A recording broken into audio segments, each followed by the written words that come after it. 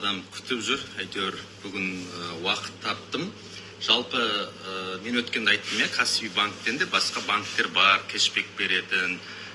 Ол туралы Freedom да бар, Береке бар, қазір РБК банк қосылып жатыр, Форте банк. Елімізде 11-12 банк бар. Ол бәсеке артқан сайын өзіндік сондай бір кешбектері болатыны анық. Сол кезде мен айттым, мысалға Freedomда кешбек бар дедім, Берекеде мен өзім пайдаланатын. Сонда біраз адам жазды.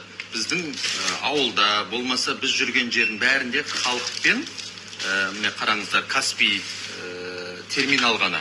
Сонда елдер ойлайды екен, мына Каспий терминалды көрдіңіз бе, тек қана Каспиймен төлеу керек, немесе халықты көрдіңіз бе, тек қана халықпен ғана төлеу керек деп. Жоқ, олай емес.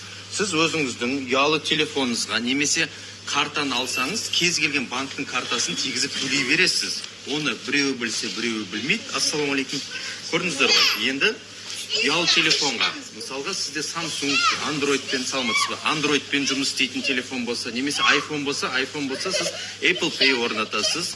Ал не болса, Samsung болса, Wallet, Google Pay дейді ғой. Сіз сол приложение арқылы өзіңіздің картаңызды тіркейсіз. Міне мен көрсетейін өзімдегі Береке банкпен Freedom, Енді қараңыз, мен мақсат мені тастасын. Бұл жерде бір жақсы Саржалдың қымызы бар. Мен қымыз алайын дедім. Каспий банкпен қанша 2 литр қоямын. Енді қараңыздар. Мен терминалға Каспийді тигізем. Не дәлгі? Мастеркардымда. Десеңде. Міне қараңыздар. Проводим оплату. Бітті. Мен Freedom мен Каспий терминалы арқылы төледім. Және де Freedomда мен айттым, мысалы кешбек түседі дедім.